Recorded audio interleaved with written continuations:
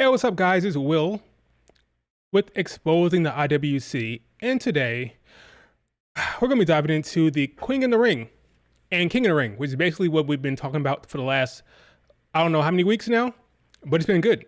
It's been entertaining. I'm not complaining.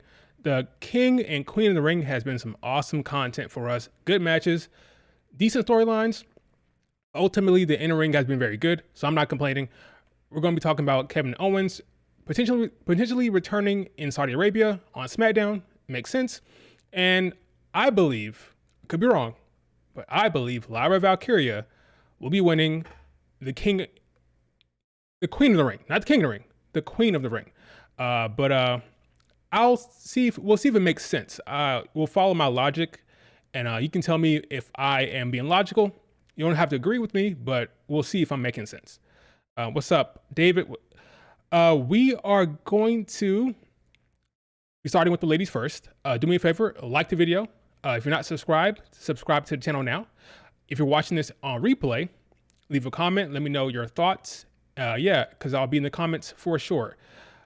If you want to insert yourself into the conversation and you want me to shut up and answer a question, feel free to leave a super chat. I will stop what I'm doing and answer your question right away. All right. So, Lyra Valkyria, that's what we're going to start with. I believe that she's not probably, let me just say I think, because Triple H is weird. Triple H is a weird guy. I think she's going to win the Queen of the Ring. Now the question is why? I believe it's because, well, let's start with the SmackDown side of the bracket. Let's start with Bianca Belair versus Nia Jax. Let's start there, and we'll work our way to Raw side. All right. So Bianca Belair has advanced to the semifinals. How? How does she win her matches? My question to the chat: how does she win? She's won her matches via what? KOD, right? Every time. Now, that's her finisher, right? Now, what has been the visual? What has been the visual of that KOD? It's been this. Limping her way to the middle of the ring, all right? Every time, limping, because she has a knee injury. Now, a lot of people thought, wait a minute, why is this happening? Why to give her a knee injury? What's the point? She's winning her matches anyway. She beat Candice LeRae. She beat Tiffany Stratton. What's the point of the damn knee injury?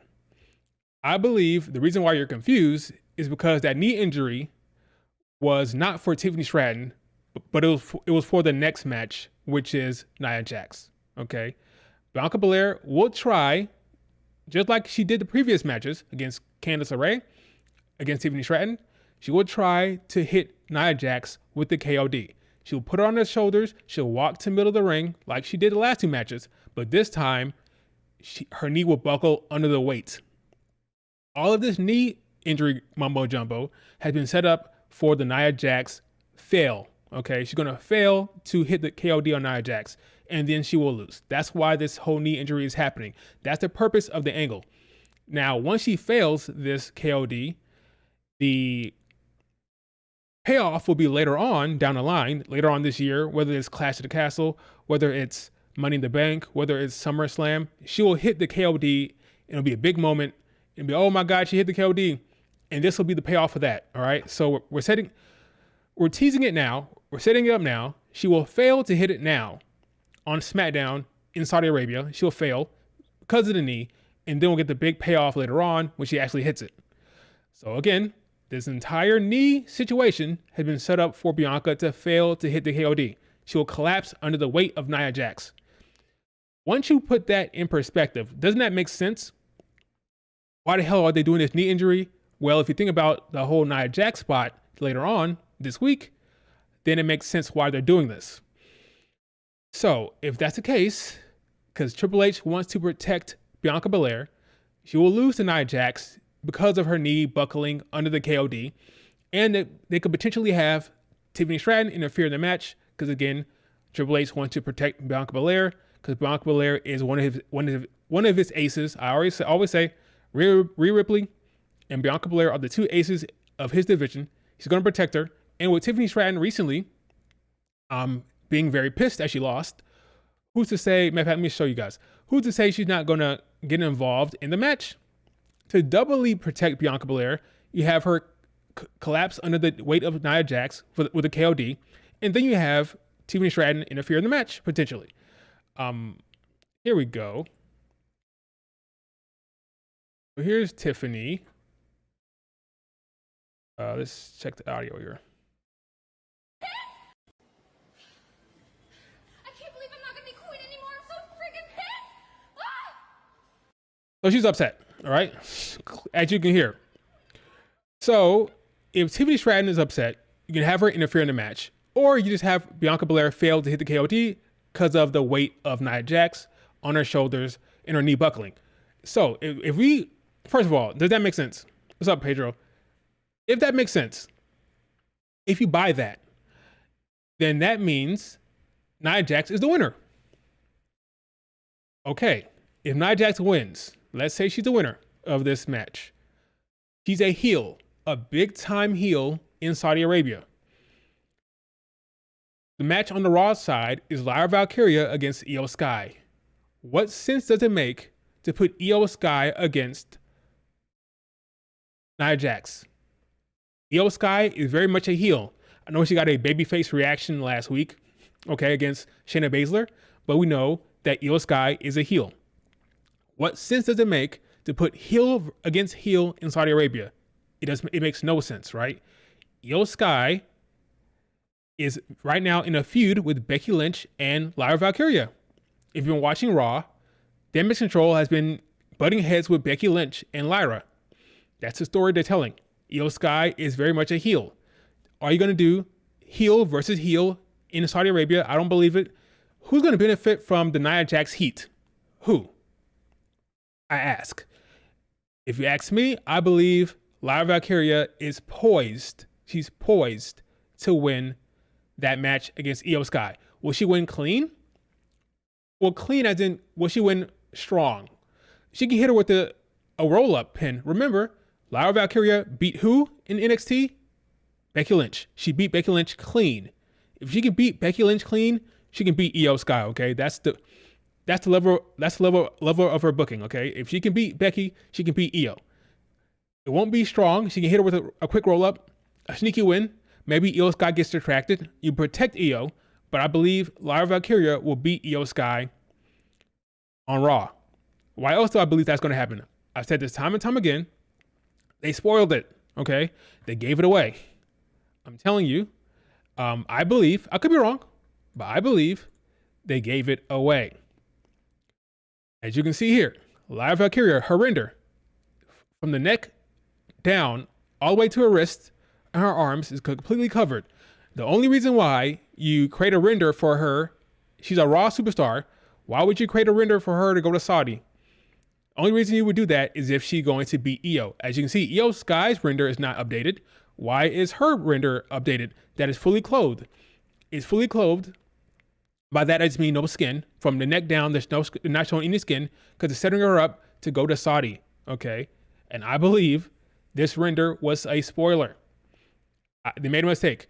So when you consider that Nia Jax is going to beat Becky, if you concede that Nia Jax will beat Bianca Belair, she has to face a babyface. That makes the most sense. You do it with Lyra. You have Lyra sneaky pin Io Sky somehow, and she advances, and you create a big time superstar on Raw. They're trying to elevate Lyra. They elevated Tiffany Stratton on SmackDown.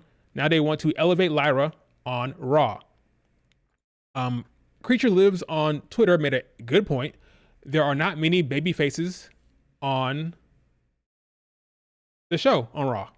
Yeah, Becky Lynch and who? Liv Morgan is a heel. Most of the people over there are heels. Shayna Baszler, she's like a tweener.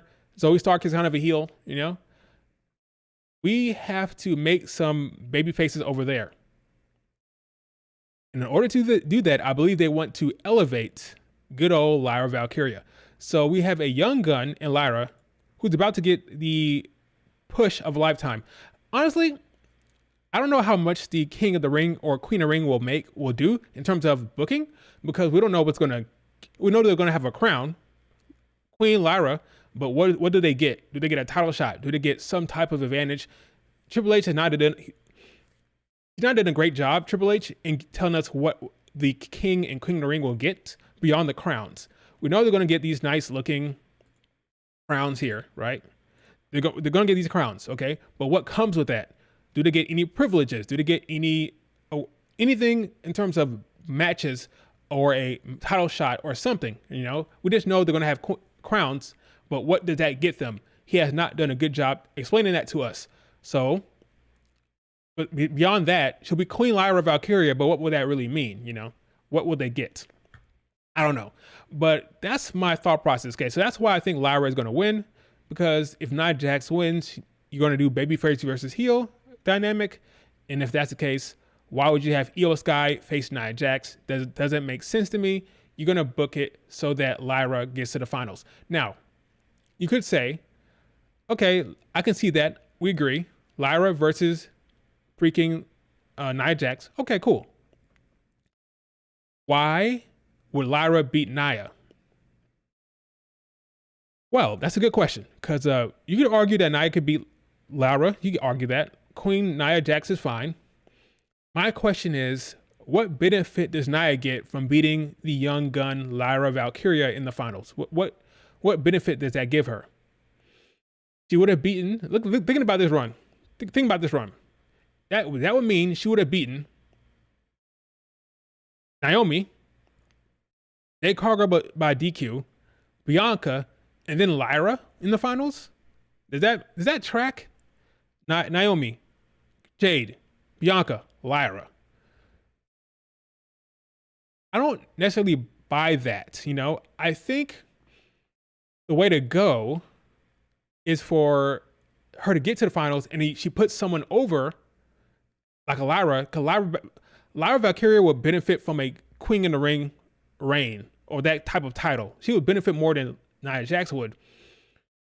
I just don't think you would have her beat Bianca, Jade, Naomi. But now that I think about it, that's the big three. She will have beaten the big three all in a row. Naomi, Jade, and Bianca. That's hilarious when you think about it. And then beat Lyra in the finals. I don't think beating Lyra in the finals does mean anything for Nia, but Lyra beating Nia Jax would do something for her, for sure. I believe that would do something for her. Also, now you could argue, how does Lyra beat Nia Jax clean or in a match? How can she beat those three women, Naomi, Bianca, and Jade, and then lose to Lyra? Well, the cat's out of the bag when it comes to, I hit my mic. Well, the cat's out of the bag when it comes to clean finishes. Like, we're not getting a clean finish, I don't believe. Only because we saw what happened last week. Jade lost to Nia Jax via DQ. So this whole clean finish thing is out the window. They're telling stories now. They had Jade lose to Nia Jax because of a chair shot. So if they're doing that, we can see Jade Cargill get involved in that match. Remember, Bianca Belair and Jade are going to Saudi Arabia. Bianca Belair has a match against Nia Jax on Friday, right? If Bianca is going to have a knee issue, which I believe will happen, her knee will buckle and she will be injured. She's not going to have a match the next day. So Bianca will not show up on the show for that PLE. She'll be on the SmackDown, but not on the next show. So Jade won't have a match on SmackDown. So how does Jade make an appearance on the show, on the PLE or on SmackDown beyond a backstage thing? You can have Jade get her revenge on Nia Jax during the match against Lyra Valkyria. Jade, remember, Nia Jax talked crap to Jade's daughter. She hit Jade. She tried to hit Jade with a chair. They had a little brawl, you know, so she hates Nia Jax right now.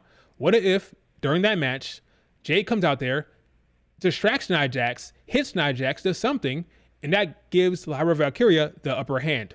So Jade can help Lyra, and that can explain how Lyra beats a Nia Jax. That could work.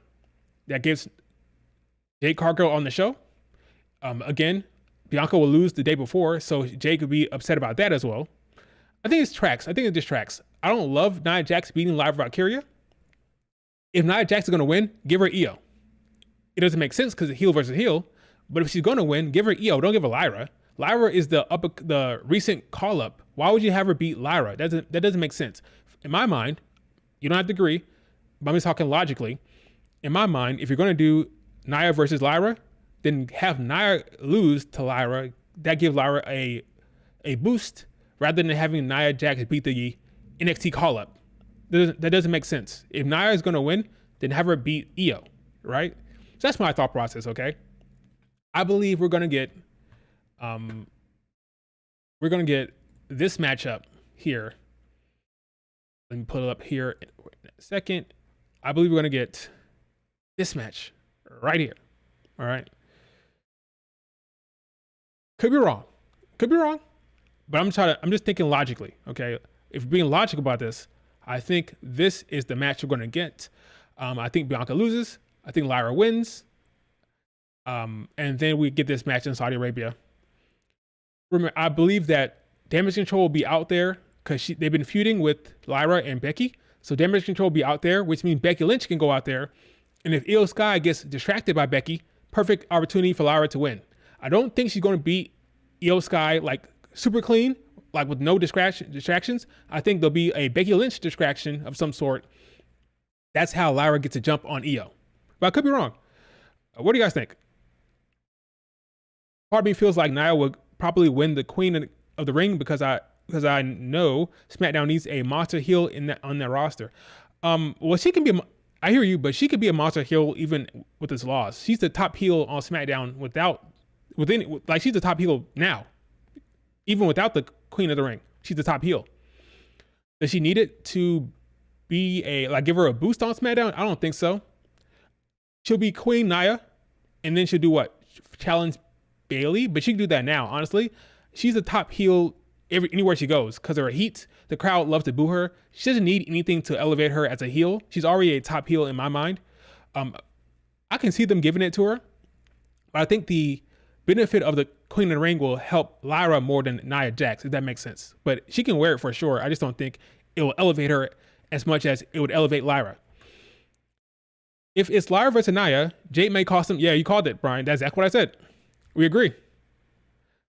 Jade could get involved in that. Rihanna. I agree with you. It makes too much sense because she doesn't have a match. If she doesn't have a match, then how did she get in the mix? How does Jade get in the mix? She gets in the mix. She gets in the mix with this match here, potentially. Triple H is weird. Like I'm just trying to make it make sense in my brain, in my head. But Triple H is a weird guy, so we don't really know what the hell he's going to do. Maybe Jade and Bianca versus Tiffany. Maybe Jade and Bianca versus Tiffany Nia at SummerSlam. Yep, in IOI. I've been calling that for the longest time. I believe that is the ultimate goal. In fact, I believe if Bianca and Jade lose the titles, it'll be to Nia and Tiffany. That's the match that will cause them to lose the title, I believe, ultimately.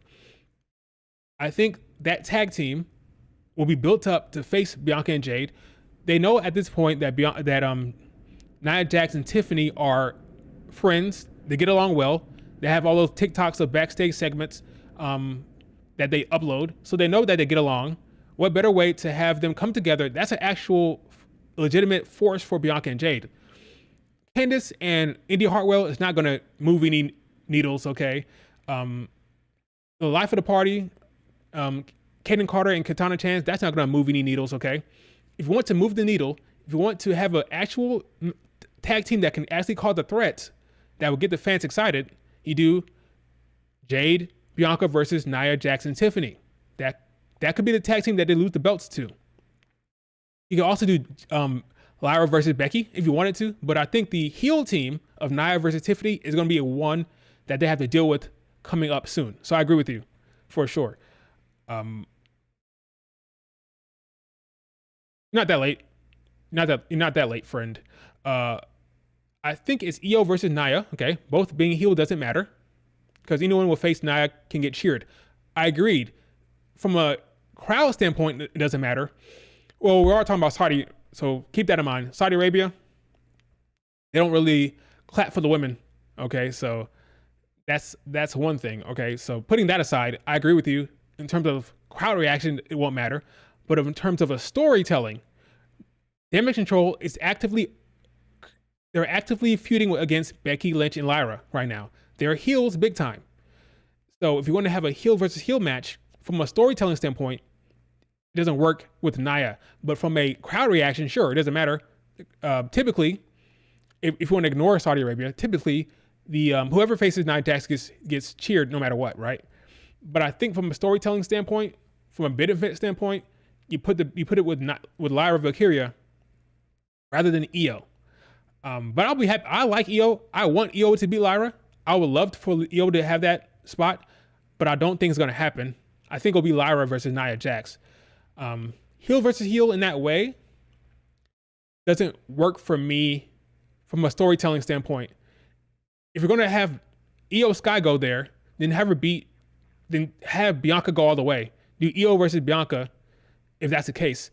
Heel versus heel, don't love it from a Io versus Nia Jax perspective, but I want Io to win because I like Io more than Lyra. I'm a fan of her work, but I just think, like, again, I'm gonna go back to it again, folks. I'll go back to it again. I believe they done goofed. They done goofed by giving us this damn render early. Okay, they done goofed. They gave us the Saudi Arabia render with her fully clothed all the way down to her wrist early. I believe they did that accidentally, and this will be the render they use when they do the matchup with Nia Jax. I believe they spoiled it with this render. I could be wrong, but I think they gave it away with this render. She's fully clothed from no skin, from the neck all the way down to her wrist, already in this render, because they're preparing it for the Saudi Arabia match card. But we'll see. We'll see. I agree with you in terms of the unpredictability. This is the most unpredictable tournament by far. It's way more unpredictable than men. Way more unpredictable. I'm not entirely sure. That's why it's kind of exciting. We don't know exactly what's going to happen. It could go either way. Again, I think Bianca Belair, her knee injury will come into a factor against Nia Jax this time around. She will not be able to put her on her shoulders this time and hit the KOD. That's how the payoff with the knee injury will come into play.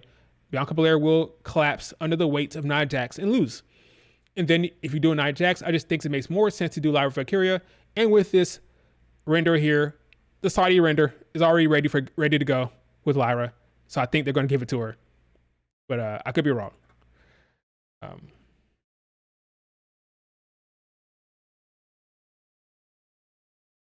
I agree, but Tiffany's going to SmackDown.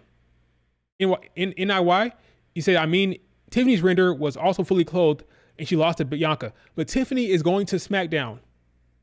Okay? Tiffany is going to SmackDown. Folks, for those of you who don't know, SmackDown is in Saudi Arabia.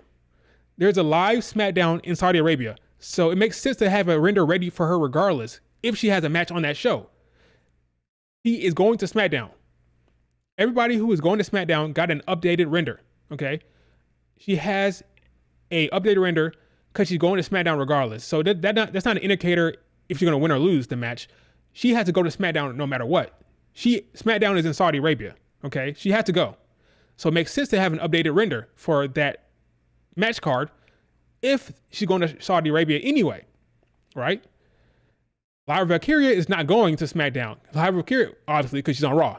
Lyra Valkyria is a Raw superstar. It's different. Tiffany Stratton is on SmackDown. SmackDown is in Saudi Arabia this week. That's the difference, yeah.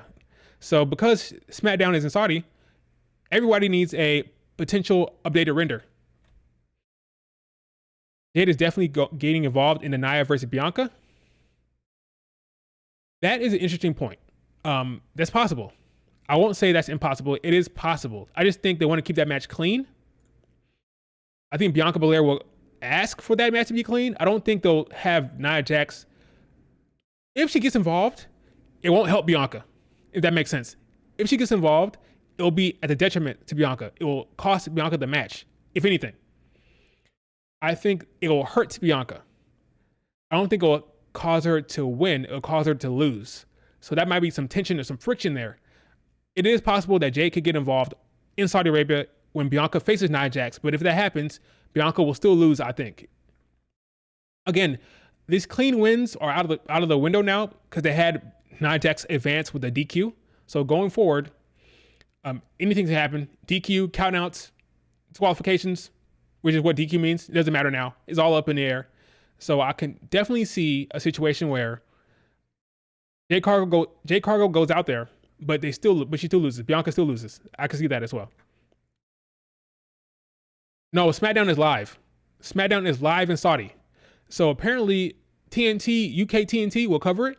So I believe it'd be like 1 o'clock Eastern.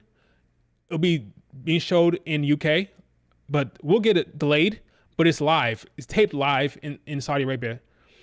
So yeah, if you're in the United States, you have to watch it on delay, or you have to find a VPN or a website where you can watch it from the UK. The UK will get it live. United States will have to wait until 8 p.m. or whatever you want. 8 p.m. We'll have to wait. But if you're in the UK, you'll get it live. It's being broadcast live in Saudi Arabia. If Bianca wins, that'd be crazy. If she beats Nia Jax, for example, let's wait for a second. Let's think about it for a second. Let's say Bianca wins, okay? What's the point of the knee injury? Because you're not facing Lyra Valkyria. You're not doing that. If Bianca wins, it's going to be Io Sky, which is what they did last year. Bianca versus Io Sky happened in Saudi Arabia last year. Are they really going to run that match back again? Do Bianca versus Io Sky again? This time with Bianca having a knee injury? And what's going to happen? Io Sky going to beat Bianca again? That doesn't make sense, right? Io Sky pinned her when she cashed in. She pinned her in Saudi Arabia last year. Then you're going to have Io Sky pin her again. Does that sound like Triple H booking when it comes to Bianca Belair? You can say, well, maybe Bianca will beat Io. For the sake of what? You're going to make Bianca Belair the queen of the ring? For what? Bianca doesn't need that. She doesn't need the queen of the ring. She's freaking Bianca Belair. She doesn't need the queen of the ring title. She's in a tag team right now, for crying out loud. She's in a tag team, and she's freaking Bianca Belair. She doesn't need a queen of the ring. No matter how I look at it, Bianca beating Nia Jax doesn't make sense. And if she does beat Nia Jax, it'll be Io. Then you have Io beat Bianca again. So now Io is the queen of the ring beating Bianca again. Doesn't make sense to me. To me, like I said, Bianca Belair has gone for the KOD both times. Both times she did this. She hobbled with the KOD both matches. This time, she won't be able to hit it because Nia Jax, respectfully, weighs a lot. Okay, she's a bigger girl. This time, she will collapse under that weight. It just makes too much sense. It makes too much storytelling sense for the knee injury not to come into play against Nia Jax. She will not hit that KOD on Nia Jax. It won't happen. Not this Friday. She will collapse under the weight because of the bad knee.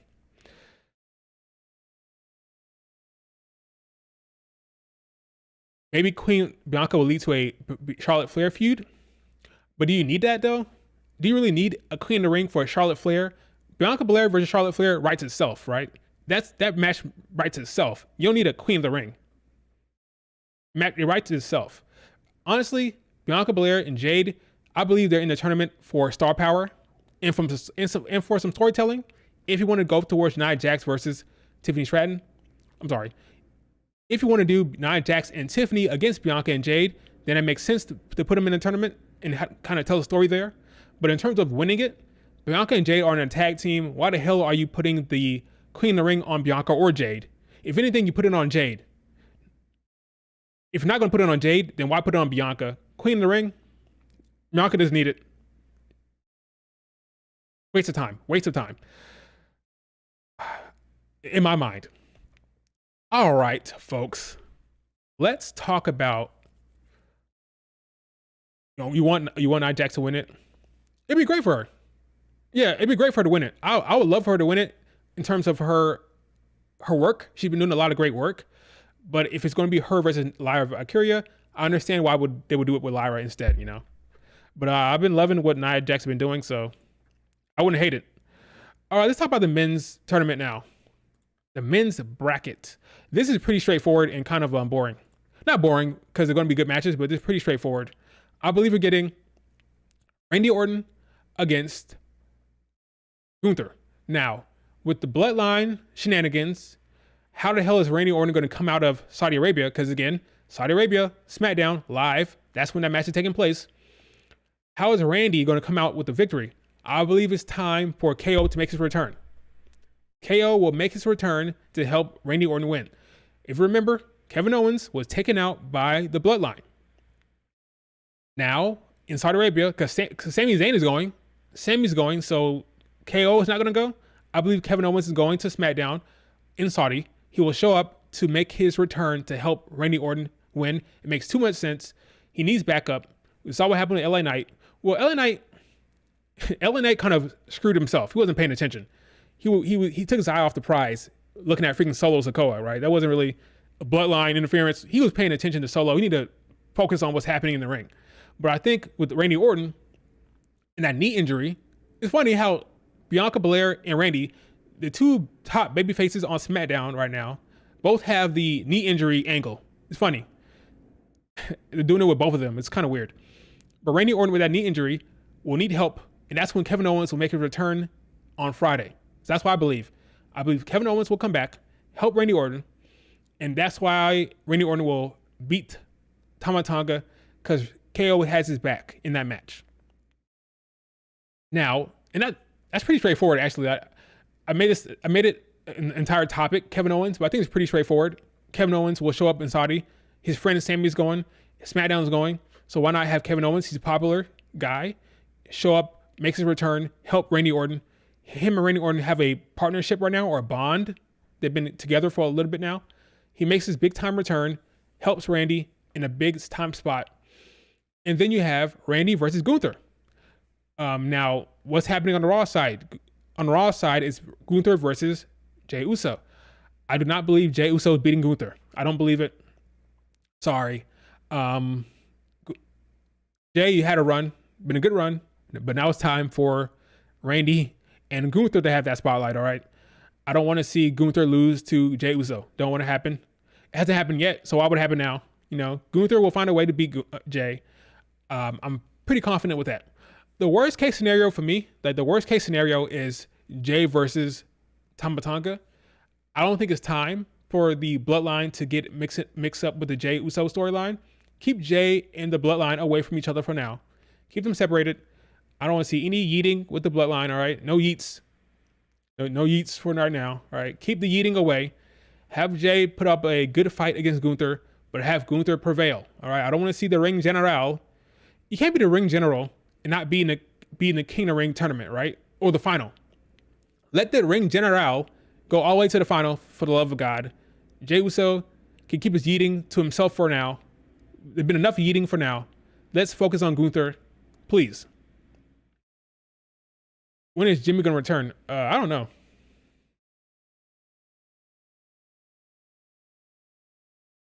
Yeah, Jey should not be involved with the Bloodline stuff for now. Okay, not until Jimmy returns. I agree. That's a long storyline. It's a long play for the Bloodline. It's a long storyline. Jey and Jimmy, that's SummerSlam talk. That's later down the road, okay? Let's keep it on Gunther. So Gunther wins against Jey. I think we'll all agree Gunther should win. And KO will come back and help Randy. So we get Gunther versus Randy Orton. Now, like I talked about with Bianca, there's a knee injury angle. I believe they're going to protect Randy Orton with that knee injury. I think Gunther will target the knee or come into play in the final. So just like how Bianca's knee comes into play against Nia Jax in the semifinal, I think the Randy Orton knee injury will come into play against Gunther in the final. So Gunther will beat Randy Orton, but Randy Orton will be protected because he'll go in there with a knee injury. That's what I say. That's what I think. The winners of the King and Queen of the Ring, Gunther and Lyra Valkyria. That makes sense. Gunther will win. Agreed. You think Jacob Fatu will debut on Raw and cost Jey? Do you really need Jacob to cost Jey against Gunther? I think Jacob Fatu will pop up on a PLE. So whenever the next big PLE match, that's when he'll pop up. Whenever the next Bloodline big time PLE, that's when it'll pop up. I don't think Bloodline has a PLE match this time around. They don't. Tama Tonga will face Randy Orton on SmackDown. He'll lose, and that'll be that. Maybe Clash of the Castle. Maybe Money in the Bank. But I don't think he needs to show up to help Gunther in a match. I think Jacob Fatu will show up for the next big time Bloodline PLE match. That's when he'll show up, I think. Same way with Tonga Loa. It was KO and Randy Orton against the Bloodline in a PLE, and then Tonga Loa showed up. So the next time we have a big time PLE match and the Bloodline are involved, that's when Jacob Fatu will show up. That's what I'm thinking. Gunther's visa. I thought he fixes Gunther. I thought he fixed his visa issues. He still has a visa issue? I mean, he's going to Saudi Arabia, right? I could be wrong, but I could have sworn he fixed that issue. Wouldn't more people be talking about that if that was still the case? I don't know. Maybe I'm wrong, but right now I'm assuming that he'll be fine. But yeah, Gunther, I believe, will be going all the way to the finals, and he'll be winning. What is going on? I have 20. Anyway, I'm talking about I got Twitter. So here, this match, he better win. People thought they were mad at when Jey Uso beat freaking Dragunov. You guys saw the dislikes? The likes and dislikes on that video where Jey beat Dragunov? It was crazy. There was so many dislikes. It was a terrible ratio. We thought that ratio was bad. If they booked Jey to beat Gunther, the crowd will love it. The crowd in the arena will love it, but the IWC, they'll hate it. The one thing the IWC needs to realize, we don't care. They don't care, okay? You can be mad that Bianca beat Tiffany. You can be mad that Jey beat Dragunov, and I was upset about that. We can be mad all day. It doesn't matter, okay? You can be mad that Becky beat Liv in the Battle Royal, okay? But ultimately, the crowd loves it. Triple H loves it. Doesn't matter, okay? Doesn't matter how you feel about these outcomes. I do believe this will be stupid, though. I understand Jey beating the newcomer. I understand that. But having Jey beat Gunther? Nah. Not happening. I don't buy it. Not a chance in hell. Gunther beats Jey, okay? Lyra beats Io. That's my story. I'm taking to it. It's actually flipped, right? So on Raw, the heel will win, Gunther, and the babyface will win, Lyra. On SmackDown, the heel will win for the women, Nia Jax, and the male will win, Randy Orton, for the men. So that's how they're doing it. I believe. I could be wrong. Triple H is weird, okay? Triple H is a weird man. Sometimes with his booking. It's hard to predict. Vince McMahon, I always say it. Vince McMahon was easy to predict. Triple H is not, which is a good thing. You should be happy that Triple H is not as predictable, but I think that makes the most sense in my head. Again, I'm not putting any guarantees. I'm not locking it in. I just think that makes the most sense right now. Lyra wins. Gunther wins. Your king and queen of the ring, Gunther and Lyra Valkyria. Be kind of goofy. Can you imagine Randy Orton walking around with a crown? That's kind of goofy. But Gunther, the ring general, I can buy it. With a crown, I can buy it. Randy Orton, kind of goofy though. I can see it on Randy Orton. I mean, not Randy Orton. I can see it on Gunther, and I can see it on Lyra Valkyria. I cannot see it on Randy Orton, but I can see it on Nia Jax. I can see Nia Jax wearing a crown for sure, but not Randy. Not Randy. Can't wait for the Drew segment tomorrow. Oh yeah, Raw is tomorrow, isn't it? Raw kind of sneaks up on me every damn time, you know? Because right after Sunday, yeah, Raw is tomorrow. Jey beating Dragunov wasn't a big deal to me. It was predictable. It was the right call. From a booking standpoint, it was the right call. Jey Uso is over as hell. Super over. You have him face Gunther. The crowd reaction for that match will be crazy. The booking makes sense. For my own personal enjoyment, I'd rather have Dragunov win. But from a booker standpoint, you can't argue with the call from a booking standpoint. It makes all the sense in the world to have Jey Uso lose to Gunther, but beat Dragunov. That makes all the sense in the world.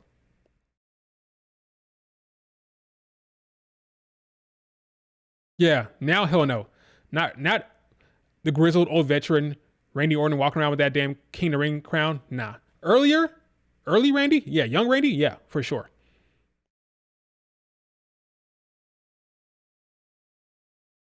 So that's what it is, folks. Lyra and Gunther. We'll see if that actually plays out. But that's my story, and I'm sticking to it. Can you imagine if freaking Nia Jax beats Naomi, Bianca, Jade, and then beats Lyra in the finals? That'd be crazy. A run for her. Yeah, I just think it makes more sense for Lyra to win. That's all. All right, another topic. Now that we're actually done with that, those are the two big topics. Let me talk about AEW for a second, just very quickly. Okay, I won't bore you with AEW. Okay, but let's talk about AEW for a second. I'm talking about Mercedes Moné.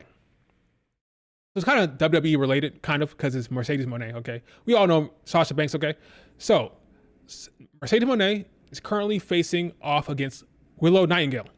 Now, Willow Nightingale is a big-time babyface, very lovable, hard to boo her, natural babyface, natural promo, and the crowd is loving her. It made all the sense in the world to finally make the decision to turn Mercedes heel. And thank God, Tony Khan isn't a complete moron. They finally pulled the trigger, and now Mercedes Moné is heel. She's heel on AEW, and it makes sense. Finally, the meshing makes sense, okay? You have a heel, a cocky-ass heel. She's talking about how there would be no Willow if it wasn't for her. Like, she made Willow, basically. She talked about her matchup with Bayley at TakeOver Brooklyn. So that her legendary TakeOver match, talked about that. She's full on in the heel mode, and it finally makes sense for her, especially against Willow. She's going to get booed regardless, so it's better to lean into the heel CEO gimmick, was very similar to her run in WWE. So she's much more comfortable, sounds more natural as a heel. She's a natural heel 100%. Now, what's kind of weird, if you don't know about AEW, this will be Bianca Belair, not Bianca, different woman. This will be Mercedes Moné's first match in AEW. She came in, was in March, and now we're in May. It was very dumb booking. Like, they were stupid. Tony Khan thought that Mercedes Moné would cause a peak or a bump in the ratings. It never happened. So it made him look very dumb to have her being on TV without having a match, because apparently she was not cleared. So you had Mercedes Moné, who's not a great promo, cutting promos week after week, week after week after week after week, with no match in sight, and it really hurt her stock. But now she's healthy, apparently, because at the contract signing, freaking Willow put her through a table. So she's healthy and ready to go now. But it was a very dumb strategy to bring her back early. He assumed that rating would go up. She was a rating draw. Unfortunately, it did not happen. So it really hung Mercedes Moné out to dry. It made her look bad. People were saying she's not a draw, but it really wasn't her fault. It's really Tony's fault for not realizing how this thing works, okay? WWE fans who love Mercedes want to watch her in WWE. They're not going to travel over to your programming to watch her. That's the issue, okay? Only a few people will they do that for. CM Punk, a John Cena, a Roman Reigns, folks like that. The Rock. They're not going to travel to AEW. They love Mercedes Moné. They love Sasha Banks, but they want to see her on WWE TV. They're not going to go over to your programming to watch her over there. He didn't know that. So he took a gamble, brought her back 2 months before she was ready to go, and it backfired. But she's healthy now. Now, Willow Nightingale is going to lose her belt 100%. There's no way in hell they're going to book Mercedes Moné to lose her first title match. Not even her first title match. Her first match in AEW. There's no way she's going to lose that. She's going to win. So that means Willow Nightingale will have a very short reign as TBS champion. How long has she been champion? How long has Willow been champion? I'm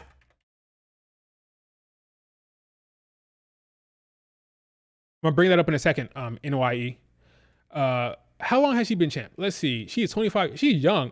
She's 30, not 25. 30. She's 30. She's still young. 30 years old. How long has she been champ? She won the championship on.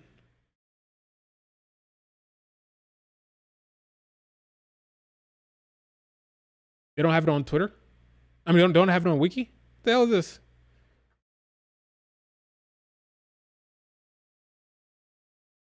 April. Okay, April. She won it in April against Julia Hart.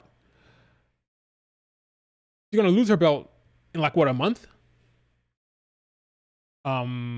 Yeah, like yeah, a month, about a month. I think she got one title defense in. She went to Stardom, which is kind of weird. AW's relationship with Stardom is kind of weird.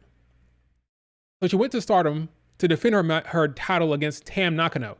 Now, Tam is a very popular, very over act in Stardom, arguably their biggest star from a popularity standpoint. Tam Nakano. She went over there, beat her clean. I don't know why Stardom does this. I don't know why they do this to their talent. You're trying to get what, AW fans to watch your talent, but you're having Willow go over there, beat up your big star, beat her clean, and go back to the States. So what benefit do you get out of that? Maybe you expose your talent. I gotta see the numbers. I gotta see how many people from the Western people from the United States, how many of them are actually tuning in or buying a subscription to Stardom. I need to know that, because I don't understand why you're booking your talent to lose clean to AW folk on your show, on your platform. It'd be one thing if Tam went to AW, Tam Nakano went to AW and lost on the AW TV. That makes sense. You're elevating your brand in America. You're exposing yourself to the American audience. But to have her go to Stardom and then beat your popular Joshi doesn't make sense to me why they're doing that. Whatever. She has one title defense in Stardom. That's kind of it, right? I think that's the only title defense she had in Stardom. I believe so. So now she's going to lose her belt to Mercedes Moné right away. It's interesting booking for Willow, but it is what it is. Mercedes Moné will be champion here soon. She's not losing her first match against Willow. Now, you made a good point about Chris Statlander. I believe Chris Statlander will turn heel. They've been teasing it over and over and over again. Somebody who attacked Mercedes Moné. Somebody attacked Mercedes Moné. I think it was Chris Statlander. I believe it's kind of obvious, kind of heavy-handed, but I believe at Double or Nothing, Willow will lose because Chris Statlander will finally turn on her and we'll have the Willow versus Chris Statlander feud. But she will turn heel, I believe, at Double or Nothing, and that is how your babyface will lose. Willow has big-time top babyface energy. If you really wanted to invest the division around her, she can be the top babyface if they wanted to do that. I think you have Willow Nightingale turn, and that's how you explain Willow losing to Mercedes Moné. Even though Mercedes Moné is a strongly booked wrestler, you would assume, I still believe they will protect Willow by having Chris Statlander return at Double or Nothing. So yeah, I follow AW through Twitter most of the time, especially considering I'm kind of annoyed with Toni Storm. I'm not the biggest fan of Toni Storm. I like her character stuff. I just don't like it at the top of the division. That's a mistake, I think, to have that gimmick at the top of the division. I think it's a mistake, but whatever. Toni Storm, do your thing. I'm not hating. Okay, do your thing. I just don't love it for the women's division at the top of it. Can you imagine if MJF or a man, Kenny Omega, Will Ospreay, Swerve had a gimmick like that, a silly, funny gimmick? I'm gonna come down to the ramp naked, and I'm gonna put over that gimmick. Like, I'm gonna put a frying pan in my ass and hit you with it. It wasn't a frying pan. It was a spoon holder. I'm gonna put a spoon holder in my ass and hit you with it. If a man was doing that, if a top dude, MJF, whatever, they'd be shitting on it. But because it's a women, oh, it's funny. Ha ha ha, it's funny. Ha. Nah, I don't like that. Okay, take the women's division serious. Stop with all this goofy bullshit with Toni Storm. I get it. The fans love it, but it's not my jam. I think that type of gimmick has a place, like the Toni Storms, the Chelsea Greens, the Ariana Graces. Those type of characters have a place. I just don't love it at the top of the division for a long period of time, and she's been there being a goofball the entire time for way too long. But that's just me, okay? That's just my opinion on Toni Storm. Most people disagree with me. Most people love Toni Storm, the black and white in the 50s I don't care or I don't know what damn era it is. The 50s, I'm assuming, whatever, black and white, whatever. They're loving it. I don't. Okay, it's not my cup of tea. But again, I get it. You love your Toni Storm being a goofball, putting apples down her ass. If that's the direction you want to go for the division, whatever. Okay. But Mercedes Moné, she will be the champion very soon here in May, and we'll see how it goes. We'll see how her booking goes from here on out. It'll be interesting. Because if you're not, who else is going to compete for the TBS title?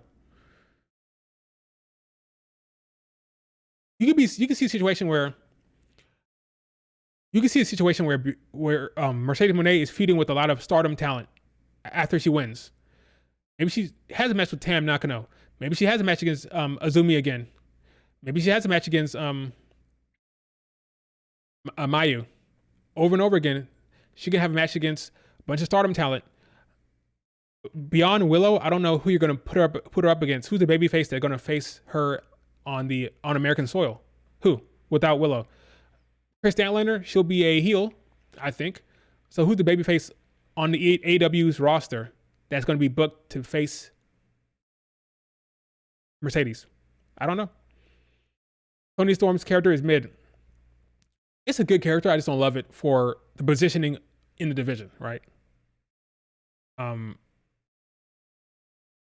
Yeah, I agree. Willow versus Mercedes, I would love that to be the world title. I would love it. But his pet project, that is Toni Storm, is what he loves to work with.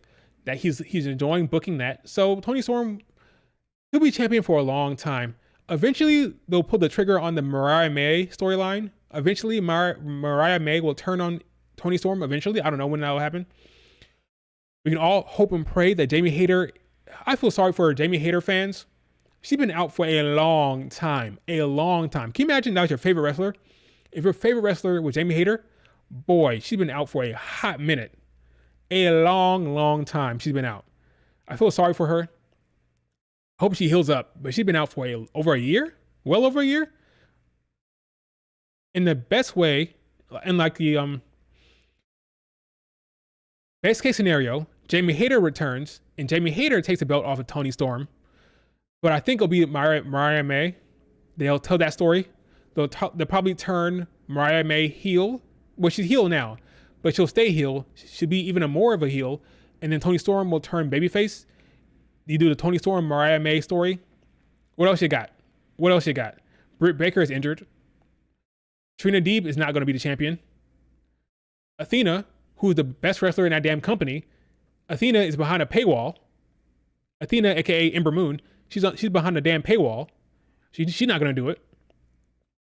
I don't know. Maybe they'll pull somebody from Stardom to take the belt off her. I don't know. Maybe they'll have Mina Shirakawa do it.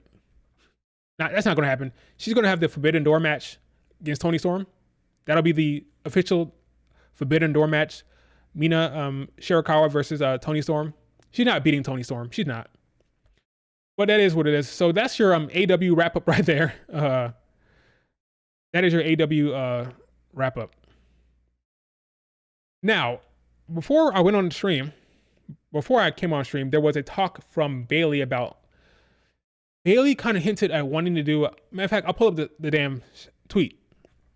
I'll tell you the tweet that Bayley put up recently about potentially doing a Evolution 2. Here we go. And I'll let you play this. I'll let you hear this audio that came with it. Here we go. Desktop play. Highlight for women. Queen of the Ring has been so special and such a good highlight for women that haven't really gotten the time to show who they are and what they can do. I mean, this last SmackDown, we had 3 women's matches on the show. For us, we know how special that is. And I really think all the women took the time and really show them, okay, this is my one little chance to show what I can do. They're having some of the best matches. These are PLE level matches that I've been able to, as a champion, kind of take the stress off myself and enjoy. And I'm just so happy and so proud of the whole division. I feel like they deserve more matches like this, more spotlights, more tournaments. Hell, have a tournament to face me next, just so I can watch. Queen of the Ring is. So Bayley is talking about the success of the Queen of the Ring, and I agree with her.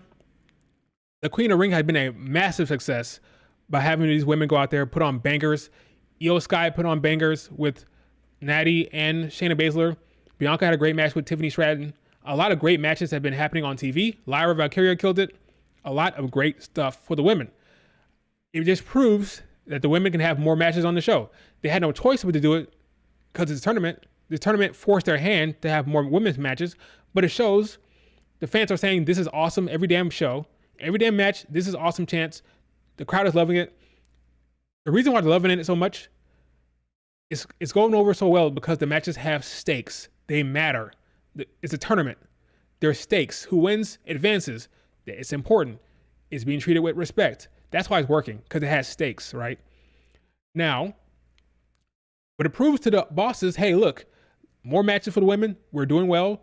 The fans are loving it. Why not do it more times than not? There's no excuse at this point. The Queen of the Ring tournament has showed them that the women can have just as many matches with them as the men and put on good shows and put over in the crowd loving it, right? That's the whole message, right? But now she's saying Evolution 2. Now, when I see Elevation 2, it's my assumption that she means a PLE. I respectfully disagree with her. I do not believe it is a smart move to do a all women's PLE. I think that's a mistake. Why? I need to make sure I articulate this at the best way possible. The reason why I don't think it's good to have a all women's PLE, I think it tends to, that type of structuring, it tends to put a separation between the men and the women that I think is not smart. I think it's counterproductive to do that. This is the women's PLE, all women, okay? So what, the next PLE will be all men? No, right? I think the women and men, I believe Bianca Belair touched on this before as well. The women and men should be treated the same. They should be treated the same. No separation, no division. They should be treated the same, on the same PLEs. If you treat them the same, the fans will treat them the same. If the women get main events on the same shows as the men, it'll show that the women are on the same level. The more stuff like this, the more Queen of the Ring stuff they do, the more main events that they have on Raw and SmackDown and then PLEs, it shows the fans that there's no separation. They're all great matches. They're all being treated the same. The second you do a separation where, oh, here's a women's match, here's a women's show, here's a women's PLEs, you start putting a separation. And then I think it's counterproductive. It's the opposite way to go, which is what Bianca was saying. I forgot what interview it was. There was an interview where they asked Bianca, do you want to have another Evolution with an all women's PLE? He said, sure. That would be great. But she said, but the women are main eventing SmackDowns. They're main eventing Raws. The reason why she did that, I believe she wants there to be no separation between the men and the women in terms of the presentation. Keep them all on the same shows, keep them all on the same PLEs, and just give them more opportunities. Don't make it a division. Don't make it like an othering, like, oh, they're over here, this is their PLEs. Like, here, damn, y'all can have your PLE over here. No, the women and the men should be treated the same on the same platform. Because the second you start doing a division, oh, this is the men's PLE, there's a women's PLE, it sends the wrong message, okay? Oh, we can't have the women main event this show because you guys had your entire own PLE. You had your Evolution over here. So there's your show. Congratulations. Now the next show will be all for the men. That's a mistake, okay? They should be getting more opportunities on the same platform as the men, the same PLEs. That's the way to go. More opportunities like the Queen of the Ring. More main events. That's what you do. Not a separate PLE. I think that's a mistake. I don't think it makes sense to have at this point, maybe back in the day, but now, no. Now I don't think it's necessary. I just think they need more opportunities. That's all. Don't do that. That's what I say. But I respect the position of having an all women's PLE. I respect that. It'll get more women on the card. I just think it makes sense a wrong message. I think it should be more about getting women more matches on the PLEs with the men and more matches in the main event spot rather than having a separate PLE. But that's just me. I respect the other side.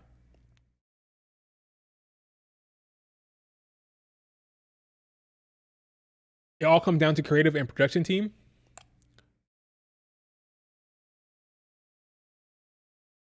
Women have been getting 50% of the show the last couple weeks. Yep. They should keep it like that. Exactly. Like I said, Razor, they have shown with these past weeks what the women can do. If you give them a storyline, matches that have stakes, matches that matter, like the Queen of the Ring tournament, the fans will be loving it. We've been getting this awesome chance every damn match. Because there's stakes. More storylines. More stakes. The Queen of the Ring is just a storyline. Not storyline. It's a storytelling device. The Queen of the Ring, the King of the Ring is a storytelling device. That's all it is. Tournament. Who wins? Whoever wins gets the damn crown. It's a storytelling device. That's all it is. So you need more storytelling devices, more storytelling, more narratives that the fans get invested in. That's all you need to do. Keep it this way. It's my fear that after the King and Queen of the Ring tournaments are done, they'll go back to the same thing as they did before. That's a mistake. Keep the momentum with the women by having storylines that have them on the show. Doesn't have to be a tournament. It should be a feud of some sort. They should have 50% of the show just like it is now. That's the way to go. I'm hoping the women are talking to him and getting in his ear, say, hey guys, look at this. It's successful. They're loving it. Let's keep it up. Evolution Part 2, I don't think it's the right way to go. I think it's counterproductive. Sorry, Bailey. I think this is a mistake. Respectfully, I think it's a mistake. I think they should just invest in more women on the same shows as the men. That's all. What they're doing now. Keep doing what you're doing now. That's all.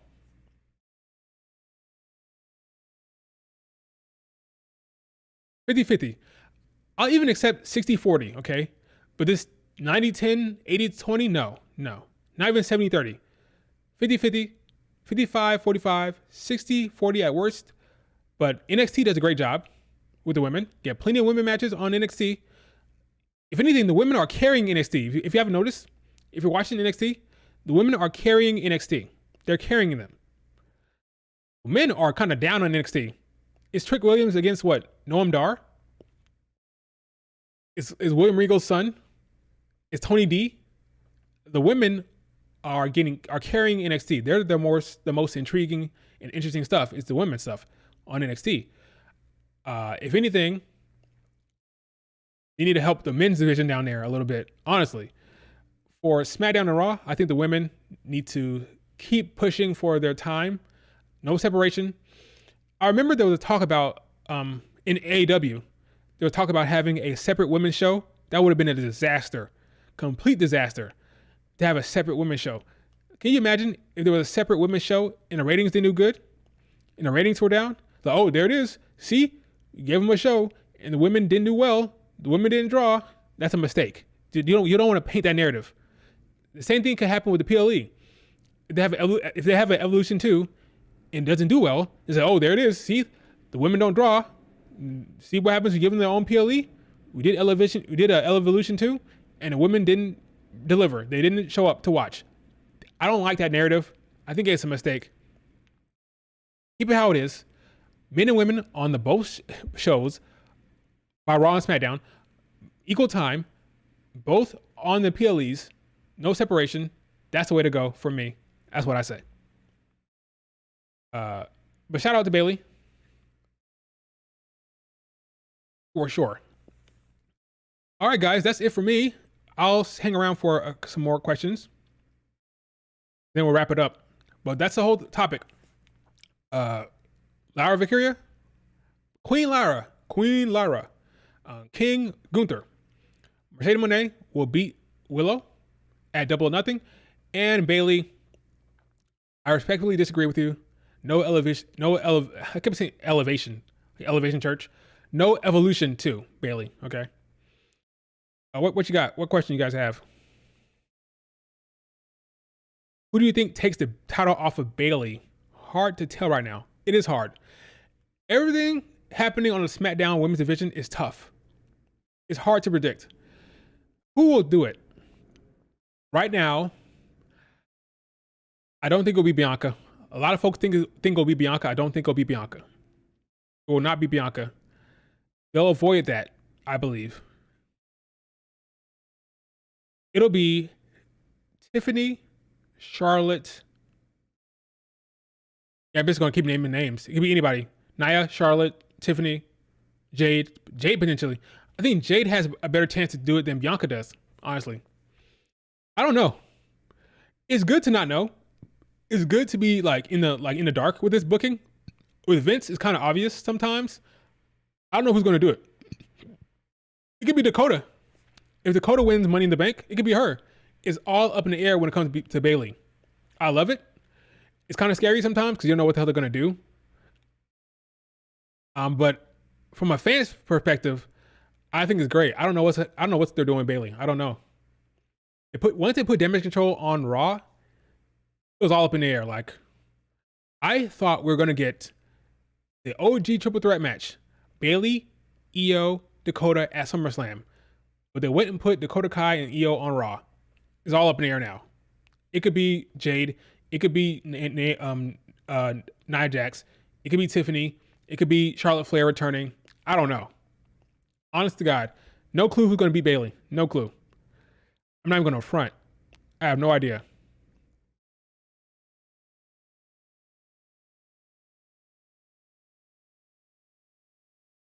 You guys have guesses? You tell me. I have no idea.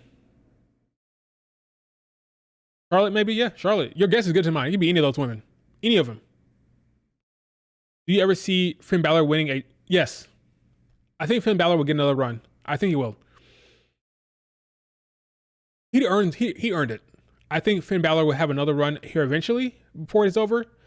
If Damon Priest can get one, I think Finn Balor can get one as well. Just depends on the right story and the right opponent. But I do think Finn Balor will have another run. I think it makes all the sense in the world. I would hate it for him if he doesn't. I think he'll get another run. Keep the hope alive, Finn. We're pulling for you. I like Finn Balor. He doesn't complain, puts in the work. Good wrestler. I think he should have another run here eventually. Who does Rhea face at WrestleMania if not Bianca? If not Bianca, Rhea will face...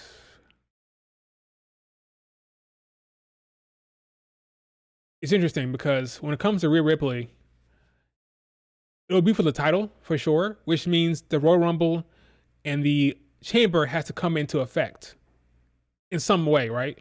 Whether she wins the Rumble or the Chamber, or whether someone else does, that'll be in play for her or her opponent. If not Bianca, because I've been saying that I think he'll push it back to 42 for Bianca and Rhea. If he wants Bianca and Rhea to be a main event match, he'll push it back. And if that's the case, I believe we're going to get Rhea versus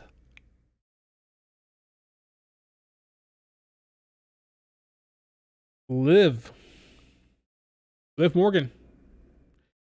It won't be Jade. It won't be Becky Lynch again. Liv Morgan will be the opponent. It'll be like a really dark feud, a really blood feud that goes on a long time with her and her and Liv Morgan. It'd be a long feud, and the payoff would be at Mania. That's it. I don't think if she takes Dominic Mysterio from her, let's say she takes Dom. Let's say she comes back and she can't win that belt. Dom keeps interfering, whatever. She keeps holding on to it and goes all the way to Mania. That's the story.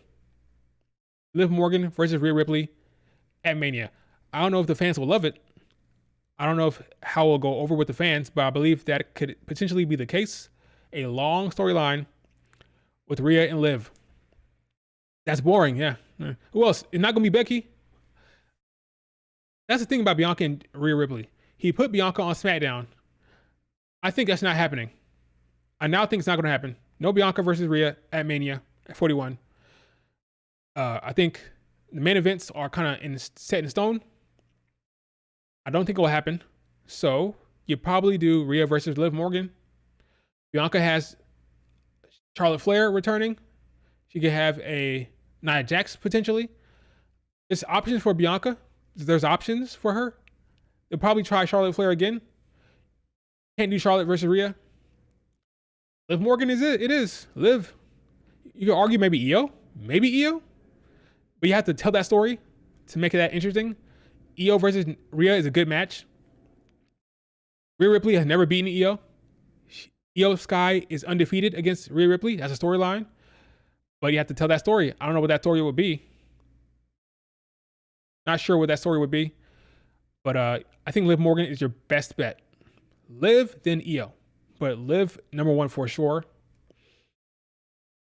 Io would lose again at Mania. So yeah, probably Liv.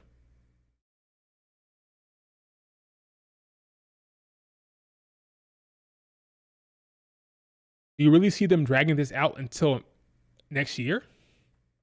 Especially with the likes of Io on Raw now?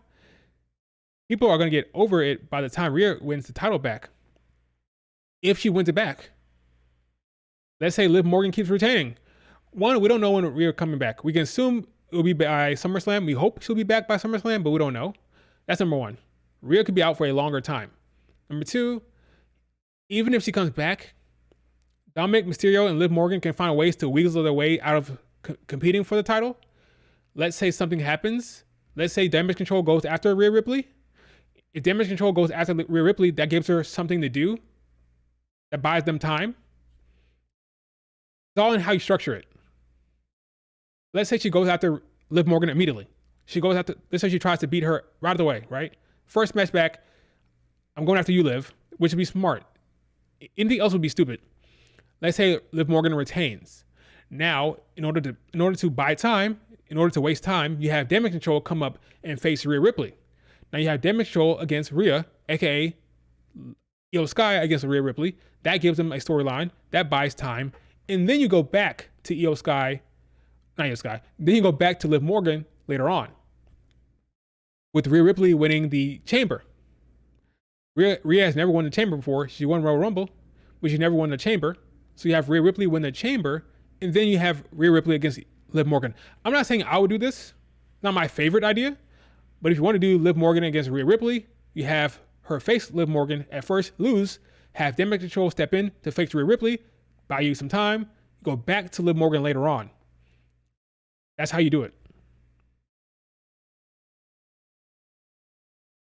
Do Asuka versus Rhea, Io versus Rhea, there's options there to buy time. The art of booking, a lot of it is all just wasting time and buying time for later, you know? The art of booking, waste time. Filler feuds, folks. Cody Rhodes versus AJ Styles, filler feud. Cody Rhodes versus Logan Paul, filler feud, right? Bayley versus Piper Niven, filler feud. Bayley versus Chelsea Green, filler feud, right? It's all filler. To waste time to get to the actual storyline you want to tell.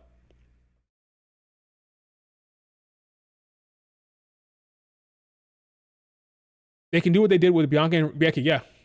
Bianca and Becky had their feud. Bianca had matches with Piper Niven. Do drop at the time. Waste time. Buy time. Becky Lynch feuded with Liv Morgan. She feuded with Lita. She had a match with Piper Niven. They wasted time till Bianca won the Chamber and got back to the story later on. Filler, folks. A bunch of filler. Filler is what you do. A bunch of filler feuds. That's all.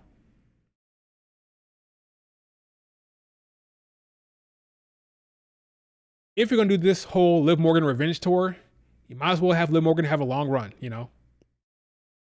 I predict that Liv Morgan is going to win the title at SummerSlam. If you want the revenge tour to have a long reign, and I think the babyface Liv Morgan will turn heel here, you're going to have a long heel reign for Liv Morgan.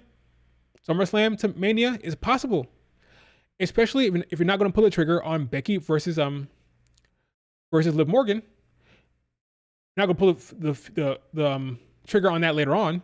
Then you're not going to do Bianca versus Rhea Ripley. You're not going to do that. Then you do Liv Morgan versus Rhea Ripley, a long storyline. That's all. Long Rhea Ripley, Liv Morgan story, folks. It may not be the best storyline. It may not be the most interesting thing, but that's how you do it.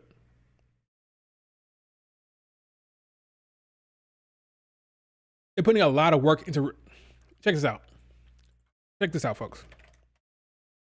They're putting a lot of work into Liv Morgan. A lot of work, a lot of story, a lot of bandwidth. I mean, look at her. Look at her. She's in the damn header. She's being positioned as the top heel on the brand. When Rhea Ripley returns, when Mommy returns, Liv Morgan will be the top baby. Will be the top heel. Liv Morgan will be the top heel when Mommy returns. So, if you're going to do that, if she's going to be the top heel, then make her important. Let her have a long reign with Dominic Mysterio. Goes all the way to Mania. I can see it. I can see it. It's a gamble, NYE. NIY. It's a gamble. He'll be a heel sooner rather than later. I predict that after she's going to lose in Saudi Arabia. That's when the switch will happen. She'll snap. Once she loses in Saudi, she'll snap. We'll get full on heel Liv Morgan after Saudi Arabia. That's what I'm predicting. She will beat Becky Lynch at SummerSlam, probably. Or maybe, not Clash, or maybe Money in the Bank. She'll beat her at SummerSlam, and that'll be it. All depends on when Rhea comes back as well, right? We don't know when Rhea's coming back. Rhea's return will be crucial to the storytelling here and the structuring around the title reign, you know. Whew. Has Becky Lynch signed her contract? I think she has, but we'll find out. If she retains, then she signed, right? If she loses, then she didn't sign. I know some people were freaking out about that whole, they had the freaking, best of Becky Lynch recently. The best of Becky Lynch on the YouTube channel. And a lot of people were freaking out. I said, wait a minute, best of Becky Lynch? What's happening? Is she leaving? No. Let's see. Here it is. I'm not sure it means anything. I wouldn't be worried if I were them. The best of Becky Lynch. Oh, nope. That didn't work. What the hell is going on here? Best of Becky Lynch here. A lot of folks are freaking out about this. I don't think it means anything for right now. Then we pump the brakes. See what happens at King of the Ring. If she wins, then she signed. If she loses, then she didn't. But no point of worrying about it now. So yeah. It means nothing, folks. It means nothing. All right, folks, that's it for this stream. Thank you so much for joining me. Fun stream. I enjoyed it. Do me a favor, hit the like button, leave a comment, share this video, subscribe if you're not subscribed. I'll be streaming Monday Night Raw. And then I'll be streaming for breaking down the Saudi PLE. I'll be breaking down what's going to happen on the show, who's going to win, who's going to lose on Tuesday. After Brock comes around, maybe we'll get another announcement for a show. Have we gotten, what are the matches right now? Before I get out of here. Wiki, King and Queen